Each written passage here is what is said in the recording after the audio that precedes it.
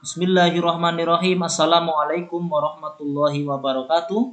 Salam hebat dari saya, Otong Bukhari SPD, untuk kalian, anak-anakku kelas 10 IPA SMA Fajrul Islam. Hari ini Bapak akan membahas cara menyelesaikan soal-soal vektor analitik. Langsung saja kita masuk ke soal yang pertama. Soal yang pertama, perhatikan gambar vektor gaya berikut. Ini vektornya anak-anakku. Vektor yang pertama sebesar 14 Newton. Vektor yang kedua sebesar 8 akar 3 Newton. Dan vektor yang ketiga sebesar 10 Newton. Kalau ditanya berapakah besar resultan 3 vektor gaya tersebut, maka kalau ditanya resultannya, maka F akan sama dengan akar sigma Fx kuadrat ditambah sigma Fy kuadrat. Bagaimana cara mencari sigma Fx kuadrat dan sigma Fy kuadrat? Langkah yang pertama adalah Anda memahami dan menguasai sudut istimewa. Ini sudut-sudut istimewa. Dari 0 derajat, 30 derajat, 45 derajat, 60 derajat, 90 derajat, 37 derajat, dan 53 derajat, ya, terhadap sudut sinus dan terhadap sudut kosinus. Langkah yang kedua harus menguasai pembagian kuadran. Lihat pembagian kuadrannya. Kalau ini titik tangkapnya bergerak ke kanan atau ke kiri, berarti bergerak terhadap sumbu X. Kalau ke kanan, X-nya positif. Kalau ke kiri, X-nya negatif. Kalau ke kiri, X-nya negatif. Kalau ke atas atau ke bawah, berarti bergerak terhadap sumbu Y. Y-nya kalau ke atas positif, kalau ke kiri, Y-nya negatif. Kalau diuraikan terhadap sumbu X, namanya kosinus. Kalau diuraikan terhadap sumbu Y, namanya kosinus. Kalau diuraikan terhadap sumbu Y, kalau ke atas, itu namanya sinus positif. Kalau terhadap sumbu Y ke bawah, namanya sinus juga, tapi bernilai negatif. Ke kanan cosnya positif, ke kiri cosnya negatif. Ke atas sinnya positif, ke bawah sinnya negatif. Kemudian konsep yang harus dikuasai berikutnya adalah menentukan sudut. Sepanjang sudutnya itu searah sumbu X, maka besar sudutnya adalah 0 derajat. Sepanjang sumbu Y, maka besar sudutnya adalah 90 derajat. Kemudian langkah berikutnya biasanya saya membuat tabel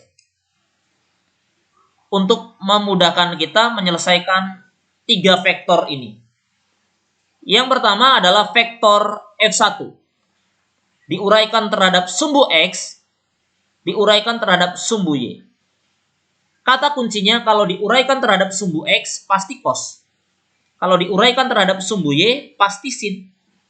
Tinggal permasalahannya nanti cosnya positif apa negatif. Sinnya positif apa negatif. Tergantung posisi vektornya. Ya. Sekarang kita lihat vektor yang pertama. Lihat vektor yang pertama. Kalau ini titik tangkapnya vektor yang pertama sebesar 14 Newton, maka kita tulis 14 Newton. Kita tulis 14 Newton. Oke.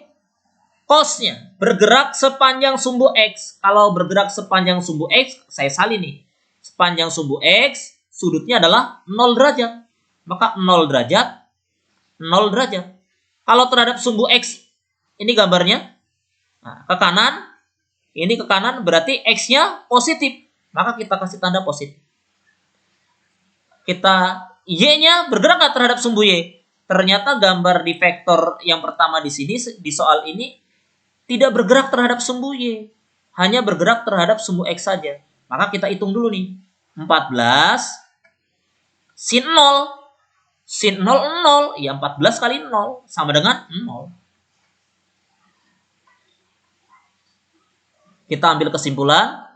Kalau vektornya hanya bergerak terhadap sumbu X, Y-nya langsung 0 saja nanti.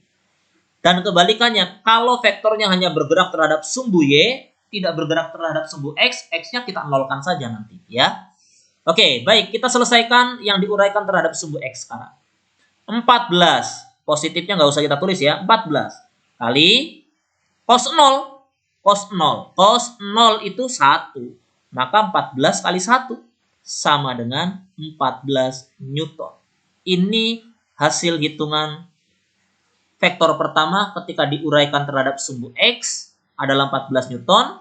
Dan ketika diuraikan terhadap sumbu Y adalah 0 Newton. Sekarang kita selesaikan vektor yang kedua. Ingat, kalau diuraikan terhadap sumbu X, cos. Diuraikan terhadap sumbu Y, sin. Itu aja kata kuncinya. Nah, sekarang kita lihat gambarnya. Ini vektor yang kedua. Diuraikan. Nah, saya salin ke sini ya. Saya salin set gitu kan. Vektor yang kedua. Diuraikan terhadap sumbu X itu cos. Cosnya positif apa negatif? Ternyata negatif. Kita kasih tanda negatif. Diuraikan terhadap sumbu Y, sinnya ternyata negatif. Maka kita kasih tanda negatif. Berapakah besar vektor yang kedua? 8 akar 3. Tulis 8 akar 3. Tulis lagi 8 akar 3. Sekarang sudutnya. Sekarang lihat sudutnya. Sudut itu dihitung dari sumbu X. Sudut itu dihitung dari sumbu X dari sini ke sini. Tuh. Tuh. Berarti sudutnya 30 derajat. Tulis lagi 30 derajat. Kita hitung min 8 akar 3 cos 30. Cos 30 itu adalah setengah akar 3. Tulis setengah akar 3. Min 8 kali setengah, min 4. Akar 3 kali akar 3, 3. Maka min 4 kali 3 adalah min 12 Newton. Nah, sudah dapat. Jadi, besarnya vektor yang kedua ketika diuraikan terhadap sumbu X adalah min 12 Newton. Sekarang kita hitung yang diuraikan terhadap sumbu Y. Min 8 akar 3 kali sin 30. Sin 30 adalah setengah. Maka dikali setengah. Min 8 kali setengah, min 4. Akar 3-nya ngikut saja. Newton. Selesai untuk vektor yang kedua, anak-anakku. Sekarang kita masuk vektor yang ketiga. Untuk vektor yang ketiga, ini dia. Nah, vektor yang ketiga. Saya salin lagi tuh vektor yang ketiga. Ya, diuraikan terhadap sumbu X, cos. Diuraikan terhadap sumbu Y, sin. Nah, caranya gitu. Sekarang kita lihat gambarnya, nih vektornya tuh, ya, ini vektornya. Diuraikan terhadap sumbu X, cos. Ke sini berarti kan ke bawah. Nah, cosnya positif apa negatif? Negatif. Kasih tanda negatif. Diuraikan terhadap sumbu Y kan sin. Nah, diuraikan ke sini. Sinnya positif apa negatif? Positif. Maka kita kasih tanda positif. Berapa besarnya vektor yang ketiga? Besarnya adalah 10. Maka kita tulis 10. Kita tulis 10. Berapa sudutnya vektor yang ketiga? Sudut itu dibentuk dari sumbu X. Maka ini vektornya, ini sumbu X-nya. Sudutnya berarti sebesar 60 derajat. 60 derajat, 60 derajat. Caranya begitu, anak. Tinggal kita hitung. Min 10 kali cos 60. Lihat. Cos 60 setengah. Berarti min 10 kali setengah, min 5 Newton. Vektor yang ketiga diuraikan terhadap sumbu X sudah ketemu sebesar min 5 Newton. Sekarang, vektor yang ketiga ini ketika diuraikan terhadap sumbu Y, kita hitung. Plusnya nggak usah kita bawa, 10 kali sin 60. Kita lihat. Sin 60 adalah setengah akar 3. Maka ditulis setengah akar 3. 10 kali setengah, 5. Akar 3-nya ngikut aja. Akar 3, satuannya Newton. Sudah selesai anak-anakku untuk 3 vektor diuraikan ke sumbu X dan sumbu Y. Berarti sekarang kita cari sigma fx-nya. Nah, sigma fx-nya berarti 14 Newton. 14 ditambah min 12. Min 12 ditambah min 5.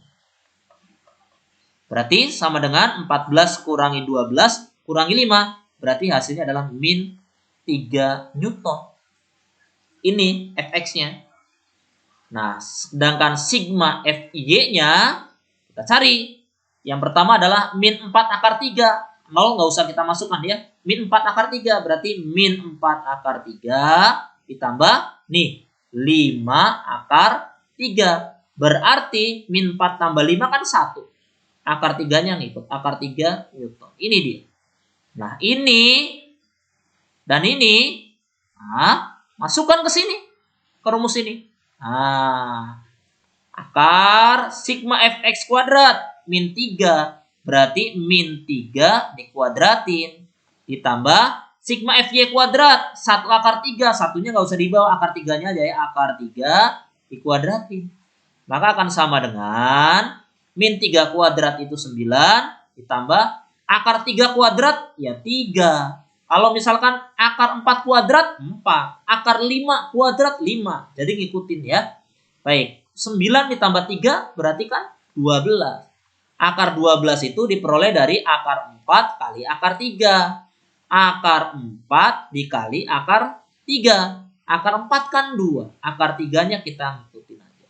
Maka jawabannya adalah 2 akar 3. Yaitu B. Begitu anak-anakku caranya. Sekarang kita mulai masuk membahas soal yang kedua. Anak-anakku, di contoh soal yang kedua ini tentukan resultan ketiga vektor di bawah ini. Ingat, jika satu kotak, satu satuan ya. Maka caranya sama konsepnya. Kita buat begini, kalau bergerak ke kanan, maka X-nya positif. Bergerak ke kiri, berarti X-nya akan bernilai negatif. Bergeraknya ke atas, berarti Y-nya yang positif. Bergerak ke bawah, berarti Y-nya negatif. Caranya seperti itu anak-anak. Ya, maka sekarang kita buatkan tabelnya lagi. Vektor yang pertama dari A sampai B. Vektor AB nih, kita lihat vektor AB. Vektor AB itu dari A ke B. 1, 2, 3, 4. Bergeraknya kan ke kanan. Bergeraknya ke kanan. 1, 2, 3, 4. Berarti kalau ke kanan, X-nya positif. 4. Karena tidak bergerak ke Y, ke atas, tidak bergerak ke atas atau ke bawah, maka Y-nya 0. Nah, berikutnya vektor BC. Ini vektor BC. Ya, dari sini ke sini. Gimana kira-kira dari sini ke sini? Maka dihitung dari sini dulu. 1, 2. Ke kanan kan? Nih, dari sini ke sini kan berarti ke kanan. 2. Kalau ke kanan, berarti X-nya positif. 2. Setelah itu, naik ke atas. 1, 2. Kalau ke atas, berarti Y-nya yang positif. 2. Sekarang, vektor yang terakhir, C ke D. Dari C ke D nih. Nah, mau dari mana nih enaknya? Terserah kalian. Boleh ke sini dulu, ke kiri dulu. Boleh ke atas dulu. Saya pilihnya ke atas dulu. 1, 2. Kalau ke atas kan berarti Y-nya positif. 2. Terus berikutnya ke kiri. 1, 2, 3. Kalau ke kiri berarti X-nya negatif. Berapa? 1, 2, 3. Berarti negatif 3. Maka sigma X-nya ketahuan.